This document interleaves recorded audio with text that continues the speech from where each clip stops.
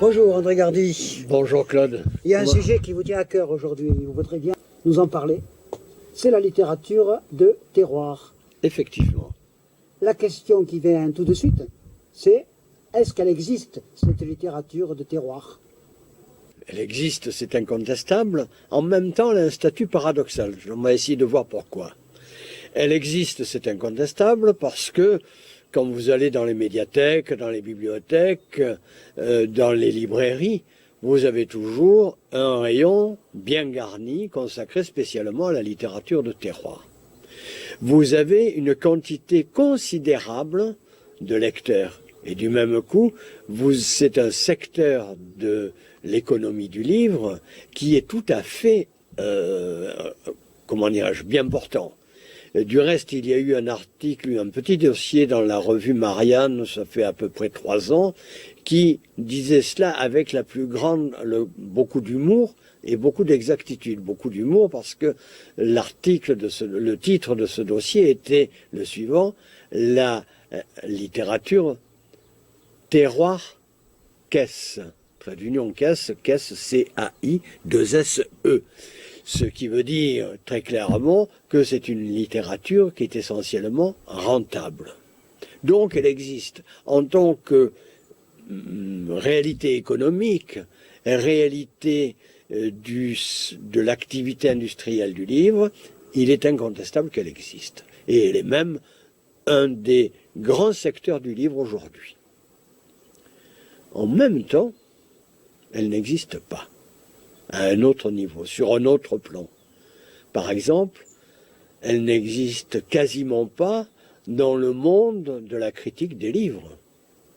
C'est-à-dire là où se décide ce qui est esthétiquement et littérairement bon, valable, et ce qui est esthétiquement ou littérairement sans intérêt. Et là, elle est quasiment inexistante. Le dossier de Marianne dont je parlais soulignait cette caractéristique. On a des tirages considérables, on a des auteurs comme Jean Anglade, Christian Signol, Jean-Paul Malaval, Françoise Bourdon, etc., qui tirent à des milliers d'exemplaires, c'est-à-dire qu'on a des tirages proches d'un concours, et dont on ne parle presque jamais. Pourquoi cela? Je crois que c'est le signe d'une non-reconnaissance culturelle. De la même manière, l'université, qui s'intéresse quand même à la littérature contemporaine, il se trouve qu'il n'y a pratiquement aucun travail, aucune recherche sur cette littérature-là. Donc, elle n'existe pas en tant que bon objet culturel. Je dirais que la littérature de terroir aujourd'hui est considérée comme un mauvais objet culturel. Comment vous la définissez, vous, cette littérature de terroir? C'est une vraie question, parce que la littérature de terroir, on en parle comme si tout le monde savait ce que c'est, comme si ça allait de soi. Pourtant, je suis sûr, et vous pouvez en faire l'expérience, posez la question autour de vous, et vous verrez qu'il y a, chez la plupart des gens que vous allez interroger, ils pensent tous savoir ce que c'est, et en réalité, on a une conception différente. Bon, par exemple, on va facilement confondre littérature de terroir et roman rural. Ce n'est pas la même chose, par exemple. Bon, on va essayer de la définir, donc à partir de là. Bon, il me semble qu'il y a un trait tout à fait caractéristique. D'abord, c'est qu'elle évoque la vie rurale. Et du reste, j'ai cherché s'il y avait des définitions. J'en ai trouvé une dans un concours de nouvelles qui était lancé par une association, concours de nouvelles du terroir. Et donc, naturellement, il donnait à ce moment-là une définition. Elle était à peu près la suivante. La nouvelle du terroir, c'est celle qui va évoquer la vie rurale. Et elle distinguait, dans ce concours, on distinguait deux périodes. Il y avait le terroir traditionnel et le terroir contemporain. Alors traditionnel, c'est la vie rurale avant la Deuxième Guerre mondiale, et le roman de terroir contemporain, c'est la vie rurale depuis la Deuxième Guerre mondiale. Mais on voit bien que le point commun, c'est la vie rurale.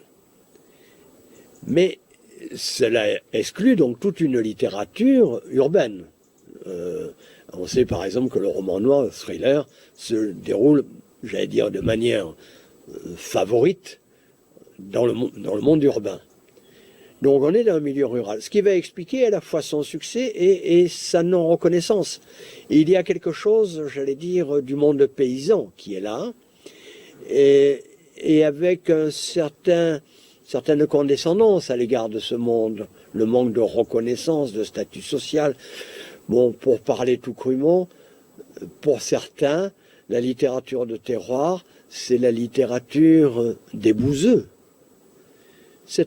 Mais ça, c'est toute une tradition.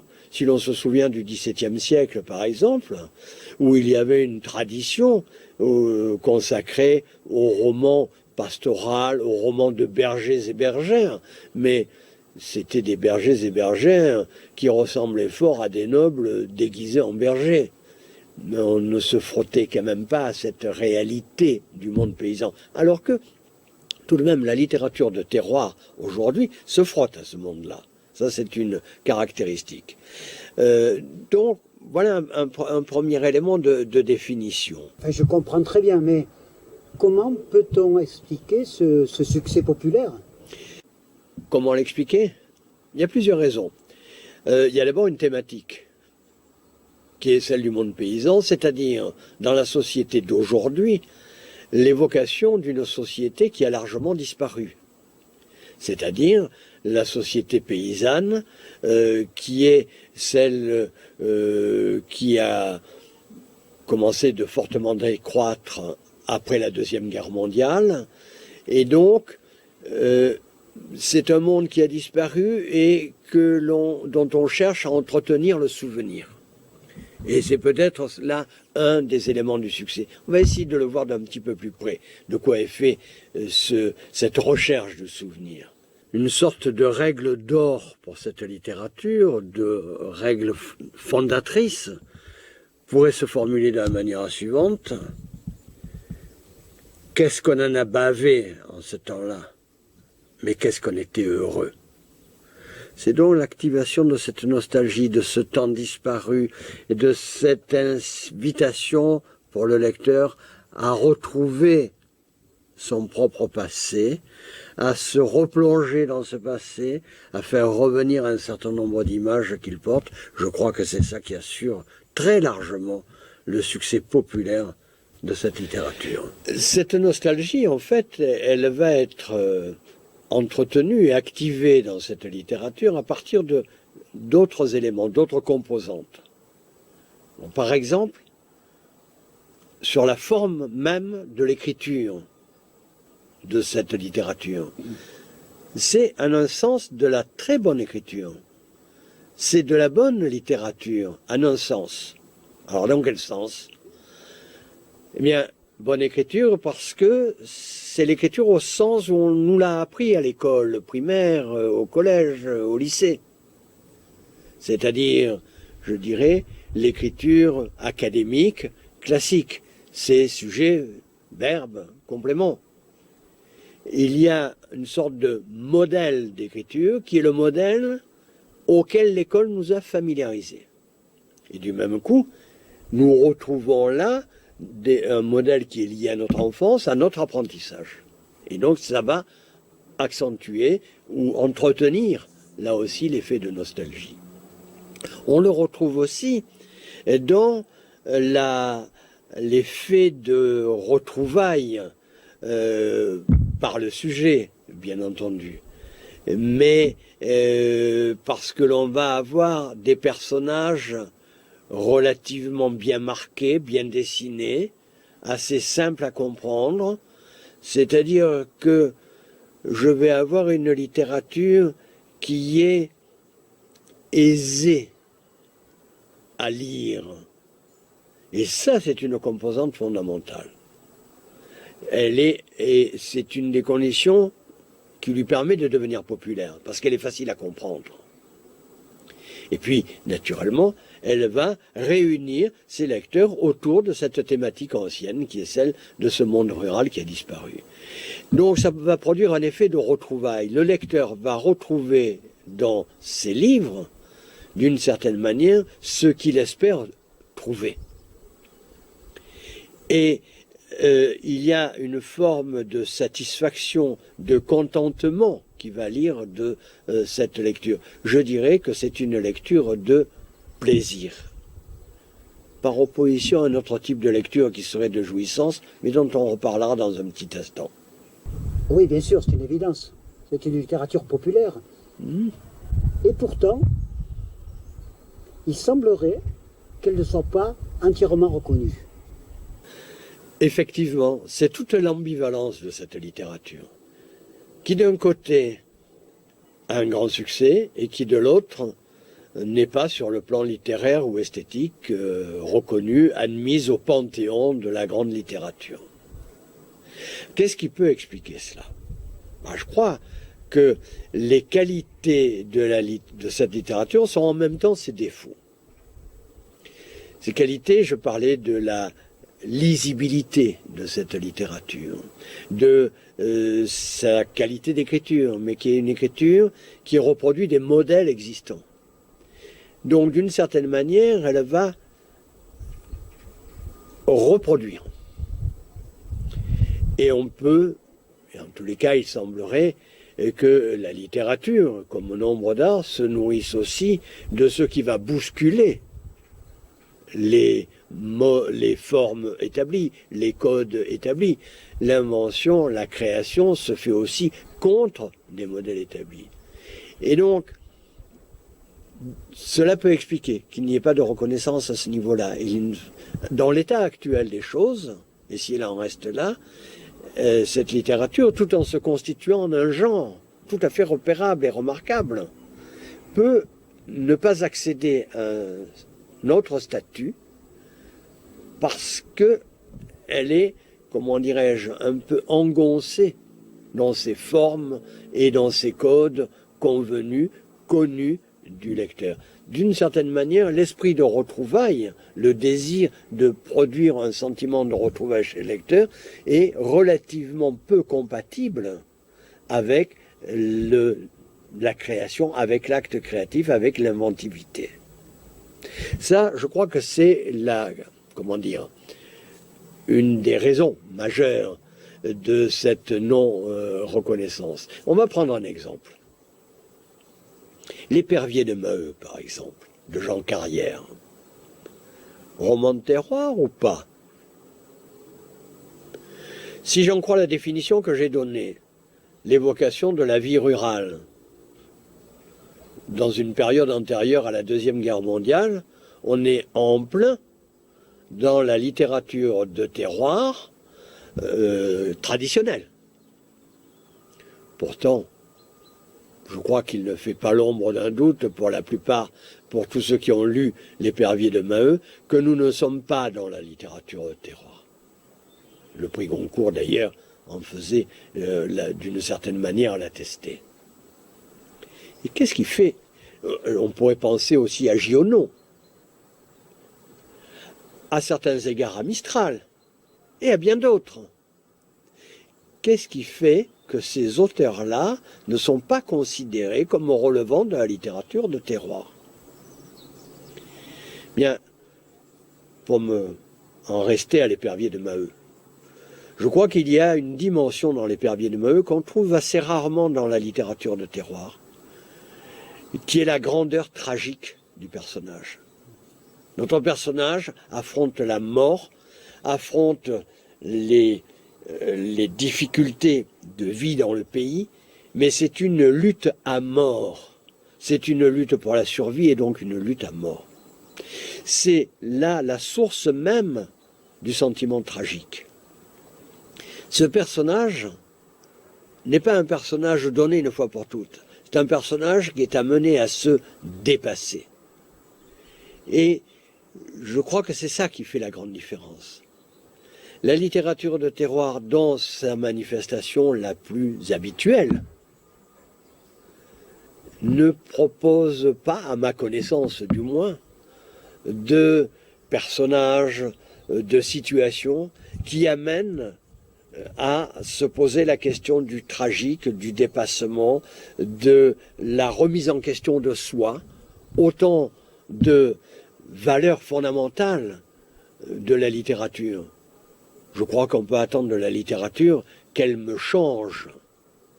Et voilà, je crois que c'est là le point de scission entre une littérature de terroir relativement conventionnelle et ce qui lui permet d'échapper à cela, c'est-à-dire une autre dimension.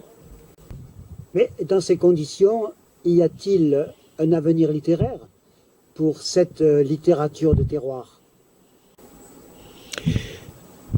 Oui, parce que elle a une sorte de richesse potentielle.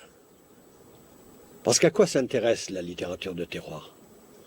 Elle s'intéresse à la place de l'homme dans son espace géographique, son espace social, son espace économique, son espace politique, son espace idéologique, c'est-à-dire à sa place dans la société et dans le monde. Et ça, c'est fondamental, c'est une source de, comment dirais-je, de questionnement qui est extrêmement importante. Donc, de ce point de vue-là, elle a une matière à explorer très riche.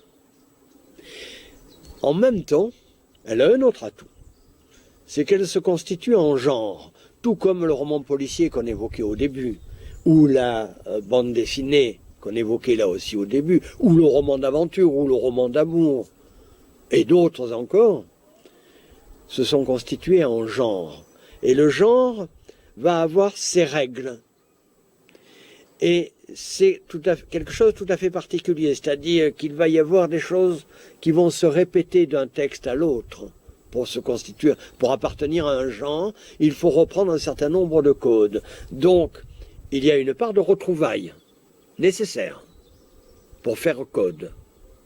Mais en même temps, le genre ne peut survivre que s'il se renouvelle. Et c'est dans cette part d'ouverture du code que réside, à mon avis, un avenir possible. Alors on a entrevu quelque chose qui est avec l'épervier de Maheu, qui est la tragédie, par exemple, la dimension tragique, mais il y en a certainement d'autres. Ça reste à inventer, ça reste à être, comment dire, mis au cœur de la réflexion et de l'écriture littéraire. C'est-à-dire, et c'est cela qui doit venir au cœur, pour nourrir le genre et en même temps le transformer. C'est-à-dire qu'il me semble que s'il y a une voie, c'est qu'il faudrait que la littérature de terroir puisse se passer du texte de plaisir, comme je le disais tout à l'heure, à son autre opposé, selon Roland Barthes, c'est-à-dire le texte de jouissance. Le texte de jouissance, c'est ce qui me déplace, ce qui me transporte ailleurs, ce qui vient changer ma vue, ce qui vient changer mon horizon, c'est-à-dire qui vient m'enrichir. Cette jouissance, ce dépassement, cet enrichissement, c'est extraordinaire, bien sûr. Vous êtes un écrivain. Tous vos romans s'inscrivent dans un terroir. Depuis Derrière les ponts, votre enfance anime, jusqu'aux 3, 4, 5, 6, combien vous en êtes? Livres qui s'inscrivent dans le cadre, surtout Cévenol, Marjorie de Lozère, etc.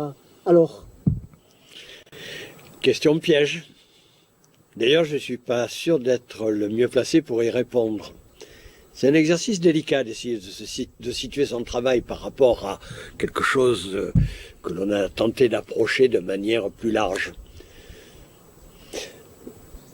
Je dirais que je ne souhaiterais pas être considéré comme relevant de la littérature de terroir en tant que littérature de conformité, et seulement de conformité. Je crois aussi, c'est une chose dont je n'ai pas trop parlé, mais dont on pourrait parler, qu'on pourrait ajouter, qui est le fait que cette littérature est une littérature des bons sentiments, très souvent. Je ne suis pas sûr que dans les quelques ouvrages que j'ai pu commettre, ce soit les bons sentiments qui l'emportent. Je crois qu'il y a des personnages tout de même un peu plus inquiétants, qui se cherchent véritablement, qui sont en quête de dépassement d'eux-mêmes. C'est-à-dire quelques éléments qui me semblent un petit peu à la marge ou pas tout à fait en conformité avec un certain état dominant de la littérature de terroir aujourd'hui. Je suis très prudent parce que c'est extrêmement délicat de dire cela.